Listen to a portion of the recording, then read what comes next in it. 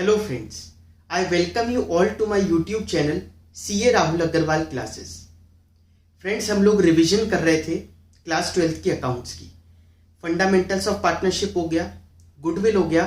तीसरे चैप्टर पर चलते हैं हम, जिसका नाम है change in profit sharing ratio. ठीक है, तो बिना टाइम वेस्ट करे चलते हैं चैप्टर पर। प्लीज़ चैनल को लाइक, सब्सक्राइब और अपने फ्रेंड्स के साथ जितना ज़्यादा हो जाए शेयर ज़रूर कर दीजिएगा।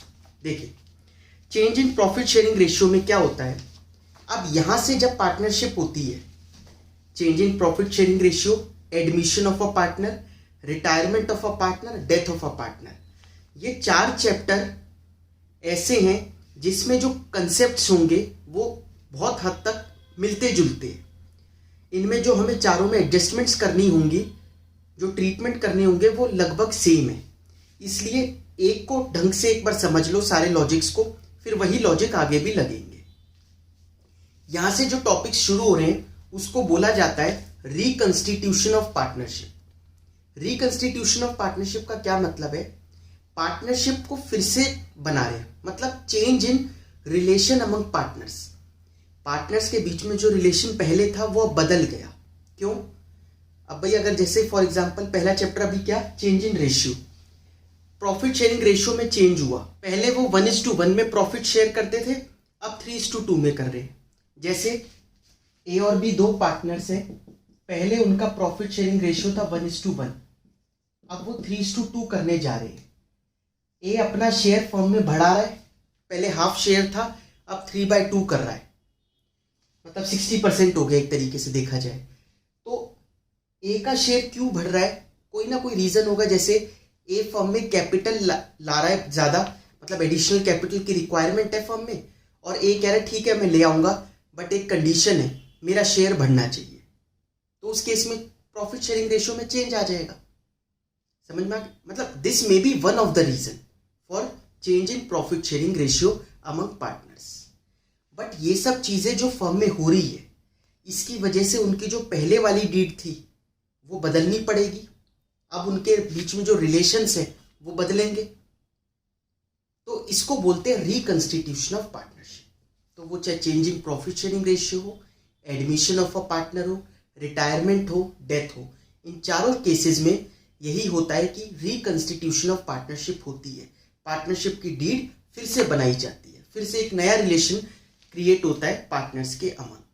ठीक है, तो जब भी रिकंस्टिट्यूशन होता है उसमें कुछ चीजों की हमें एडजस्टमेंट करनी पड़ती है। क्या क्या करना पड़ता है देखिए, वो यहां पर लिख रखा है मैंने। Calculation of gaining, sacrificing new ratio, हमें नई रेशियो निकालनी पड़ती है क्योंकि कोई जा रहा है, किसी चैप्टर में कोई पार्टनर आ रहा है, किसी चैप्टर में इनके बीच में जो रेशियो है वही चेंज हो रही है। इन चारों चैप्टर की बात कर रहा हूं मैं मिला के, है ना। तो उसमें आपको न्यू रेशियो कैलकुलेट करने का काम हो गया एक।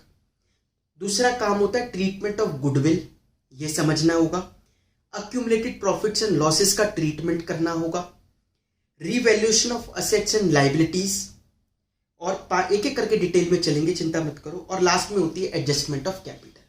ठीक है, ये 5 चीजें हम लोगों को करनी होती है रिकंस्टिट्यूशन जब भी होता है उनकी पार्टनरशिप का। आइए एक एक कर एक चैप्टर उठाते, ये 5 चीजें समझेंगे, दूसरा चैप्टर उठाएंगे, फिर ये चीजें समझेंगे, ऐसे चलते जाएंगे। तो हमें फिलहाल कौन सा चैप्टर करना है? Change in profit sharing ratio, जिसमें हमें रेशियो निकालनी है कि जो उन्होंने प्रॉफिट शेयरिंग रेशियो अपनी बदली, उसकी वजह से किसने गेन किया और किसने सैक्रिफाइस किया। देखिए, पहले उनकी कोई और रेशियो रही होगी, अब रेशियो बदल रही है। जैसे परसेंटेज टोटल 100 ही होती है, उसमें अगर ए को 60% मिलता था प्रॉफिट, बी को 40 मिलता था, अब 50-50 मिल रहा है। तो एक का अगर शेयर बढ़ेगा तो दूसरे का शेयर कम होगा। ये बात आप मानते हो? ठीक है भाई, अगर एक प्लेट में खाना रखा है, 2 जने मिलके खा रहे, एक ज्यादा खाएगा तो दूसरे को कम खाना पड़ेगा। ठीक है, तो क्या मतलब हुआ कहने का कि जब भी कोई पार्टनर अगर गेन करेगा तो वो कैसे गेन करेगा, कहां से गेन करेगा शेयर? दूसरा अपना शेयर कम करेगा, उसी से करेगा। तो हम इस चैप्टर में कोई सी भी रेशियो निकाल सकते हैं, या तो सैक्रिफाइसिंग या गेनिंग। तो सैक्रिफाइसिंग रेशियो का फॉर्मूला क्या होता है? सेक्रीफाइसिंग रेशियो का फॉर्मूला होता है old ratio minus new ratio. ठीक है, old ratio minus new ratio. नाम से पता चल रहा है सेक्रीफाइस, सेक्रीफाइस करने का मतलब होता है कुछ त्यागना, कुछ कम करा आपने। पहले ज्यादा था, अब कम है शेयर, तो पहले वाला लिखा माइनस न्यू वाला लिखा, old ratio minus new ratio. इसको ऐसे लिखा करेंगे हम, SR equal to OR minus NR। समझ में आ गया? तो change in profit sharing ratio chapter में तो आप चाहे सेक्रीफाइसिंग रेशियो ले लो या गेनिंग ले लो, एक ही बात है। क्योंकि सेक्रीफाइसिंग निकालते वक्त अगर माइनस में आ गया तो वो कौन सा हो गया? गेनिंग। और गेनिंग निकालते वक्त अगर माइनस में आ गया तो वो हो गया सेक्रीफाइसिंग। ठीक है, ये बात ध्यान रखना। जैसे आपको यहां पर पहला एग्जाम्पल दिखाई देगा, A and B are partners in 3:2. They decided to share future profits equally. Calculate gain/sacrifice. उन्होंने डिसाइड किया कि हम फ्यूचर में प्रॉफिट्स इक्वली शेयर करेंगे। पहले वो 3:2 में करते थे, अब इक्वली करेंगे। तो कह रहा है गेन किसने कितना किया है, किसने सेक्रीफाइस किया, वो निकालो। ठीक है, तो ओल्ड रेशियो लिखा 3:2, न्यू रेशियो लिखा 1:1। सेक्रीफाइसिंग रेशियो का फॉर्मूला लगा दिया old ratio minus new ratio.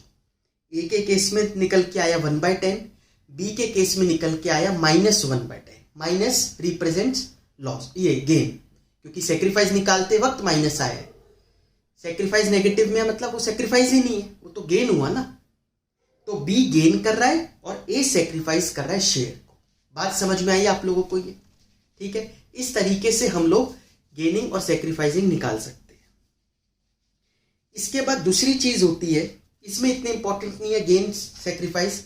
Main तो एडमिशन ऑफ अ पार्टनर में 6 अलग अलग टाइप के क्वेश्चंस होते हैं, उस चैप्टर में आप देखोगे। ट्रीटमेंट ऑफ गुडविल, गुडविल का क्या ट्रीटमेंट होता है? देखिए, पहले क्या होता था, बैलेंस शीट में गुडविल दिखाई जाती थी। गुडविल आपने पहले वाले चैप्टर में देखी कि कैसे कैलकुलेट होती है, बट मैंने उसका रीजन बताया था। जैसे कोई एडमिशन हो रहा है पार्टनर का, रिटायरमेंट वगैरह, ये सब जो चैप्टर्स हैं रिकंस्टिट्यूशन वाले, इसकी वजह से ही गुडविल निकलती है, मजबूरी है। वरना वैसे गुडविल कोई कैलकुलेट थोड़ी ना कर सकता है। रेप्यूटेशन कोई कैलकुलेट थोड़ी ना होती है, रेप्यूटेशन कैलकुलेट नहीं हो सकती। बट फिर भी पहले के लोग क्या करते थे, वो जो मेथड्स आपने लगाए सेकेंड चैप्टर में, उससे करके गुडविल की वैल्यू बुक्स में लिख देते थे, जो भी वैल्यू वहां निकल के आई। बाद में ये डिसाइड हुआ, ये अकाउंटिंग स्टैंडर्ड्स जो होता है वो institute of chartered accountants of India निकालते हैं। तो उन्होंने बाद में बोला कि गुडविल जो इंटेंजिबल एसेट है, this can not be shown in the books of accounts. इसको आप लोग अपनी बुक्स में नहीं दिखा सकते, इसको बैलेंस शीट में नहीं दिखा सकते। तो अब से गुडविल बुक्स में नहीं दिखानी। ठीक है, तो आपको क्या करना होगा, जो गुडविल दिखाई दे रही है बैलेंस शीट में, अगर अभी भी आपको दिखाई दे रही है, ये तो मना है दिखाना, बट फिर भी अगर इन लोगों ने दिखा रखी है, आपका काम क्या है, गुडविल को बुक्स में से हटा देना। अगर आप गुडविल मतलब बुक्स में से कोई असेट हटाओगे तो किसको नुकसान होगा? असेट कम होने का, ओनर्स को, मतलब कैपिटल भी कम होगी। इसलिए इसकी जर्नल एंट्री क्या बनती है, old partners capital account debit to goodwill account. समझ में आया? Old partners capital account debit, capital कम हो रही है इसलिए डेबिट करा, to goodwill account. Goodwill asset थी, असेट कम हो गई तो क्रेडिट हो गई, गुडविल बुक्स में से राइट ऑफ हो रही है। समझ में आ गया? एक डाउट आ सकता है, ये ओल्ड पार्टनर क्या होता है? यहाँ तो पहले भी ए और बी थे, अब भी ए और बी हैं। ओल्ड का मतलब है यहाँ पर ओल्ड रेशियो, ठीक है ना। ओल्ड पार्टनर्स मतलब जो वो पहले वाला रिलेशन था उसमें करना है। ये इसलिए लिखते हैं हम लोग जिससे कि आगे के चैप्टर्स में भी आपको यही याद रहे। एडमिशन में तो एक पार्टनर नया भी आएगा, इसलिए आप फॉर्मूला यही याद कर लो, old partners capital to goodwill, क्योंकि वहां पे फिर नया पार्टनर का इसमें कोई रोल नहीं है गुडविल राइट ऑफ होने में। वो तो था ही नहीं जब ये गुडविल क्रिएट की थी, तो वो क्यों अपनी कैपिटल डेबिट करवाएगा भला, है ना। इसी वजह से एंट्री क्या बनती है, old partners capital debit to goodwill account. ठीक है। नई गुडविल, ये तो पुरानी की बात हुई। नई मतलब जो अब वैल्यू हुई है, ये तो पुरानी थी जो पुरानी बैलेंस शीट में दिख रही थी। अब जो नई गुडविल वैल्यू उसका क्या करें? देखिए, अगर पुरानी हटाकर नई लिख देंगे हम, तो हम भी वही गलती कर रहे हैं, हमें वो नहीं करना। हम क्या करेंगे, उसके लिए एक एंट्री पास करेंगे, गेनिंग पार्टनर्स कैपिटल, आपको लिख तो रखी है इसमें मैंने, gaining partners capital account debit to sacrificing partners capital account. ये क्या कर रहे हैं हम, देखिए पार्टनर्स ने ए और बी ने अपनी रेशियो को चेंज किया है ना। अगर ऊपर वाला एग्जांपल लें हम लोग जो पहले पढ़ा था, ए सेक्रीफाइस कर रहा था 1/10 और बी गेन कर रहा था 1/10, तो बी क्या करेगा, कंपनसेट करेगा ए को। ये जो अब ए ने अपना शेयर कम किया है ना, उसको ये पैसे देगा गुडविल के, ठीक है। क्यों, क्या होगा ये रीजन क्या है इसका, क्यों दे रहा है ये, देखिए फर्म को यहां तक पहुंचाने में, जब फर्म इस लेवल तक आई तब उनकी रेशियो क्या हुआ करती थी, तब उनकी रेशियो थी 3:2, ए की ज्यादा थी बी की कम थी। अब क्या हो रहा है, आज से बस वो एक कैपिटल क्या ला रहा है बी, वो कह रहा है मेरा रेशियो बढ़ा दो, और उसका रेशियो शेयर बढ़ा रहे हैं फर्म में, बढ़ाकर 1:1 कर रहे हैं, है ना, हाफ कर रहे हैं। पहले उसका 40% शेयर होता था, अब हाफ कर रहे हैं शेयर। ऊपर वाले एग्जाम्पल में जो हमने करा, मतलब पहले 2/5 था, फिर 1/2 कर दिया हमने उसका शेयर। तो हम उसका शेयर बढ़ा रहे हैं, क्यों बढ़ा रहे थे, उसका रीजन था भाई मैं कैपिटल लेके आ रहा हूं तो मेरा शेयर बढ़ाओ, माना। लेकिन आप ये सोचो, फर्म को यहां तक लाने में, जब भी इतने साल से वो काम कर रहे थे तब रेशियो हुआ करती थी 3:2। आज फर्म इस लेवल पर पहुंच गई कि वो अपनी गुडविल से पैसा कमाएगी, ठीक है, रेप्यूटेशन हो गई फर्म की यहां तक पहुंचने के बाद। तो वो रेप्यूटेशन होने के बाद उसके फायदे जब मिलने शुरू हो रहे हैं तब रेशियो बदल ली, समझ में आया। मेहनत के पीरियड में तो रेशियो वो थी पुरानी वाली, और अब जैसे ही मेहनत का पीरियड थोड़ा खत्म हुआ, अब प्रॉफिट्स आने शुरू हुए होंगे उनको, तब हम रेशियो बदल कर रहे हैं 1:1, ठीक है। वो ठीक है, आप कहोगे नहीं उसके पीछे कैपिटल का रीजन, ठीक है, पैसा तो ला रहा है, लेकिन मेहनत भी तो कोई चीज होती है जो इतने साल से करी उन्होंने, तब रेशियो 3:2 थी। उसको कंपनसेट करने के लिए सैक्रिफाइसिंग पार्टनर को गेनिंग पार्टनर कुछ पैसे देता है। आई बात समझ में। तो gaining partners capital account debit to sacrificing partners capital account, कितने रुपए देगा, गुडविल मल्टीप्लाई बाय कितना गेन या सैक्रिफाइस किया है। फॉर एग्जाम्पल अगर 1 लाख रुपए नई गुडविल है तो 1 लाख इंटू 1/10 तो 10,000 किससे लेंगे हम, बी से लेकर ए को दे देंगे। आई बात समझ में। ये हो गया हमारा गुडविल का ट्रीटमेंट। इसके बाद तीसरी चीज आती है अक्यूमुलेटेड प्रॉफिट्स एंड लॉसेस की। देखिए अक्यूमुलेटेड प्रॉफिट्स एंड लॉसेस की जब मैं बात करूं तब अक्यूमुलेटेड प्रॉफिट्स एंड लॉसेस मतलब रिजर्व्स वगैरह, रिजर्व्स एंड लॉसेस, इसमें आप इस पूरे को 5 पॉइंट्स में समझ सकते हो, ठीक है। सिर्फ इन 5 पॉइंट्स को अगर आप ढंग से समझ लो तो आपको कभी अक्यूमुलेटेड प्रॉफिट्स एंड लॉसेस के ट्रीटमेंट में दिक्कत नहीं होगी। देखिए पहला है वर्कमैन, पहला हमने लिख रखा है, हाँ, पहला है वर्कमैन कंपनसेशन रिजर्व। वर्कमैन मेरी बात को ध्यान से सुनना, वर्कमैन कंपनसेशन रिजर्व और इन्वेस्टमेंट फ्लक्चुएशन फंड का मैंने एक बहुत छोटी सी क्लास बना रखी है पहले, मैं यहाँ पर डिस्क्रिप्शन बॉक्स में वो क्लास का लिंक डाल दूंगा, आप प्लीज उसको जरूर देखना।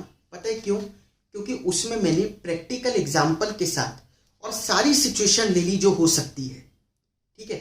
आईएफएफ और वर्कमैन कंपनसेशन रिजर्व की जो भी सिचुएशन बन सकती थी, सारी सिचुएशन एक ही उसमें ले ली क्वेश्चन में, जिससे कि इसके बाद आपको कोई प्रॉब्लम ना आए उसमें, ठीक है। तो वो मैं जरूर चाहूंगा आप देखो, उसके बाद आपको WCR और IFF में कोई प्रॉब्लम नहीं रहने वाली, ठीक है। लेकिन मैं एक बार जस्ट यहाँ पर शॉर्ट में बता देता हूँ, वो जरूर देख लेना आप क्लास। वर्कमैन कंपनसेशन रिजर्व क्या होता है, वर्कर्स को कंपनसेट करने के लिए जब उनके कोई चोट वगैरह आ जाती है, इंजरी हो जाती है, तो उसको कंपनसेट करने के लिए हमने कुछ पैसे अलग करके रख रखे हैं, वर्कमैन कंपनसेशन रिजर्व बना रखा है अपना लाइबिलिटी साइड में, ठीक है। अब एडजस्टमेंट में क्या आया कि एक्चुअल में उसकी लाइबिलिटी आई कितनी वर्कमैन कंपनसेशन की, तो जितनी लाइबिलिटी आई उतना पैसा तो अलग करके रख दो लाइबिलिटी में अभी, बाकी जो बच गया वो बांट दो ओल्ड पार्टनर्स ओल्ड रेशियो में। ठीक है, ये सब हम क्यों कर रहे हैं? ये पूरा हेड जो रिजर्व्स एंड सरप्लस, ये पूरा जो पढ़ रहे हैं ना हम, ये क्यों कर रहे हैं, ऐसा बांट क्यों रहे हैं? देखिए, अब रेशियो चेंज हो रही है, और मैं इससे बढ़िया क्या है आपको एडमिशन के उससे समझाता हूँ, क्योंकि सब में लॉजिक तो सेम है। आप एडमिशन में और जल्दी समझते हैं लोग इसको। जैसे ए और बी दो पार्टनर थे, सी और आ रहा है फर्म में।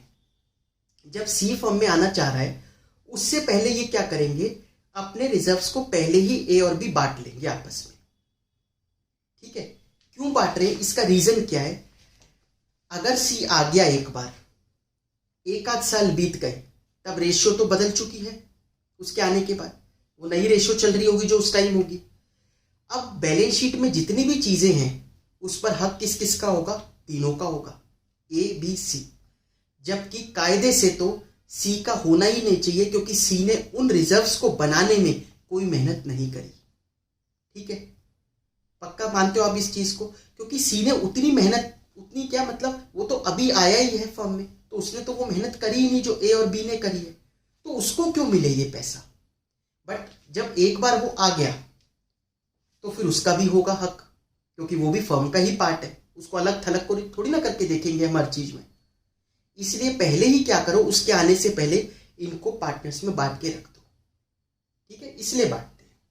तो वर्कमैन कंपनसेशन रिजर्व जितनी लाइबिलिटी है उसको डेबिट करो to WCR debit to provision for workman compensation, ये लाइबिलिटी में अपीयर करेगा।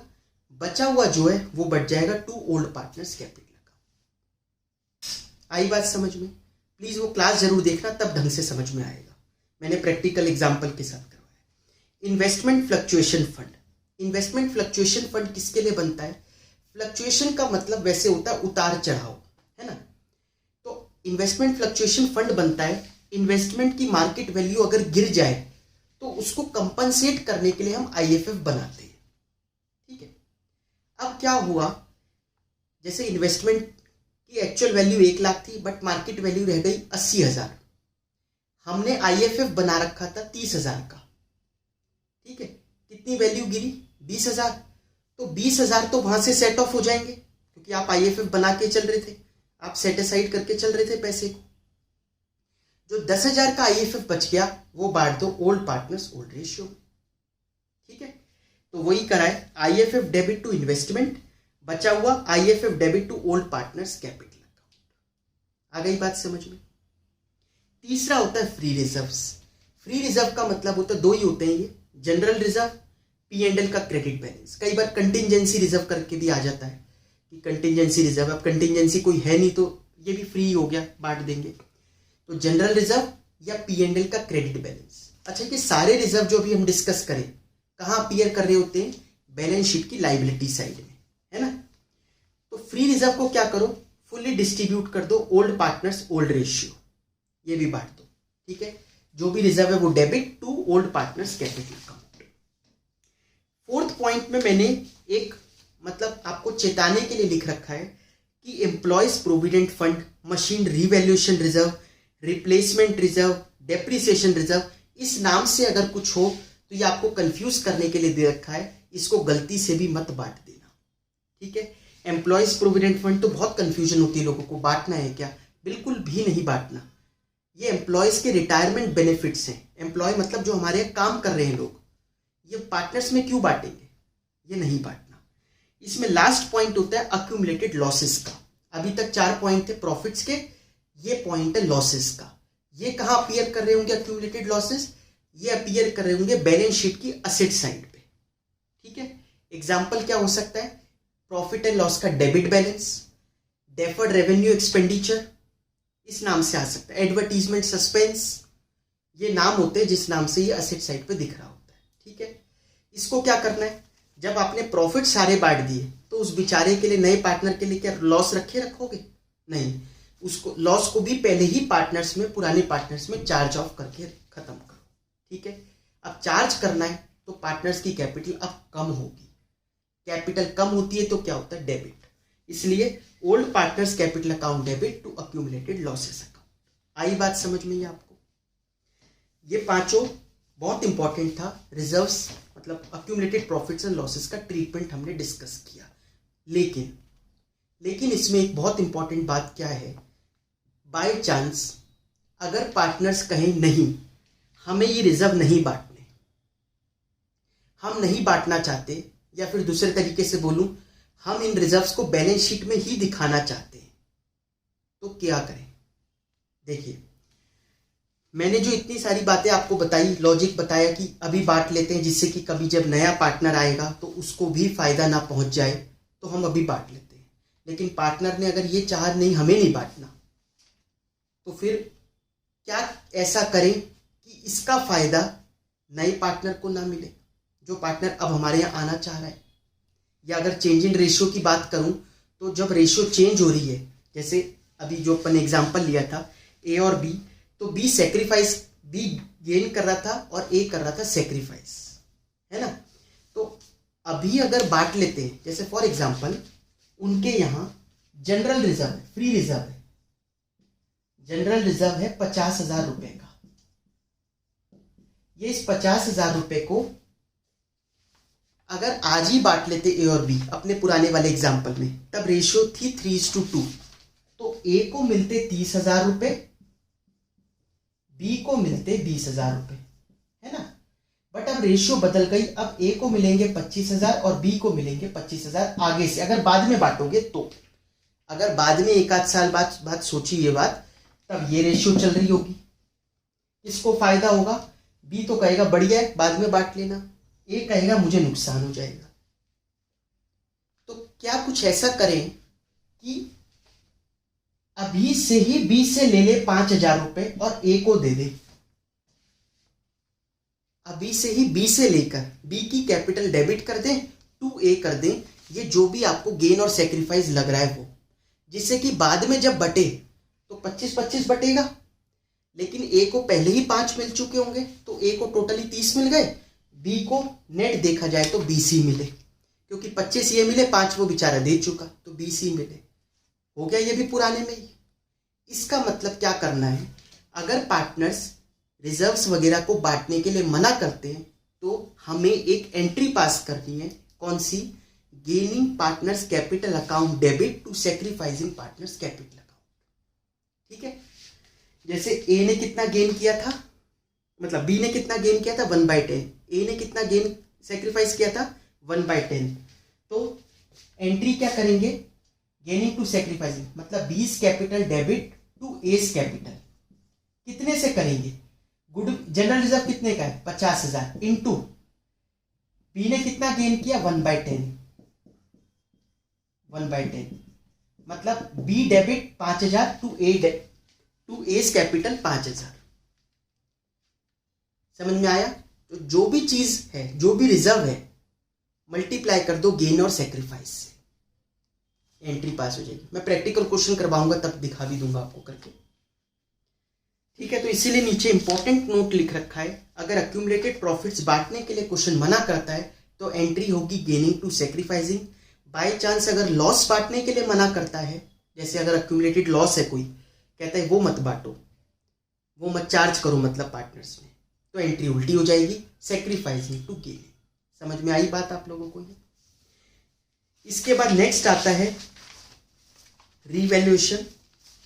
देखिए, रीवैल्यूएशन की मैं यहाँ पर रीवैल्यूएशन का आपको कंसेप्ट तो बता देता हूँ, लेकिन वैसे रीवैल्यूएशन सबको बहुत सिंपल ही लगता है, तो रीवैल्यूएशन में ऐसी कोई दिक्कत होनी नहीं चाहिए।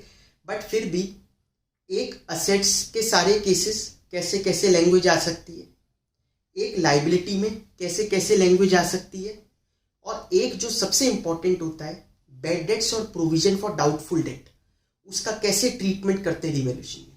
मैंने इसकी तीनों की छोटी छोटी क्लासेस बना रखी है, मैं कहूँगा कि आपके पास टाइम हो तो उनको ज़रूर देखना, आपको बहुत बहुत ज़्यादा फायदा मिलेगा। उसके बाद आपको क्लियर होगी चीज़ें कि अच्छा किस तरीके से हम लोग असेट लाइबिलिटी वगैरह का ट्रीटमेंट रिवैल्यूएशन और बैलेंस शीट में करते हैं।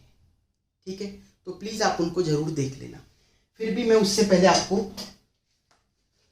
बता देता हूँ रिवैल्यूएशन क्या होता है। देखिए, नाम ही है इसका रिवैल्यूएशन, मतलब जो वैल्यू पहले थी उसको चेंज कर कर लिख रहे हैं, मतलब उसको फिर से एक बार देख रहे हैं कि इसकी अब वैल्यू क्या हो गई।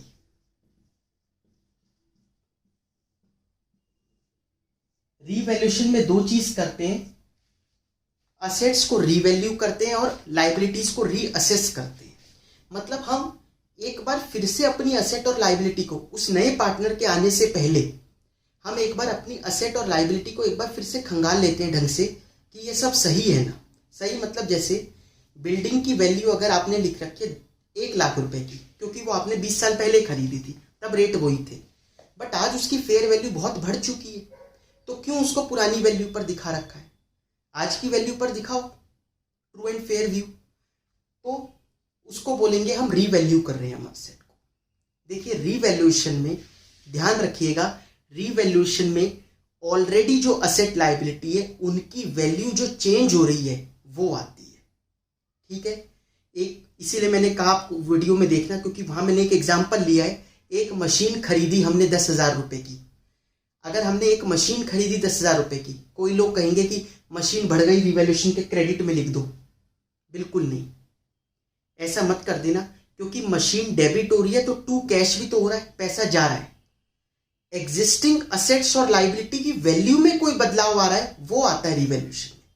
कुछ खरीद के लाए, कोई फायदा थोड़ी ना हुआ, एक हाथ से पैसे गए, दूसरे हाथ से आप असेट ले आए, ये कोई फायदा नुकसान की बात थोड़ी ना है। इसीलिए रिवैल्यूएशन का एक और नाम है P&L एडजस्टमेंट अकाउंट। मतलब यहां पर आप फायदे और नुकसान लिखते हो। ठीक है, और क्रेडिट की साइड फायदों की होती है। ये जो क्रेडिट की साइड है ये फायदे की होती है, इसमें फायदे आते हैं। फायदे मतलब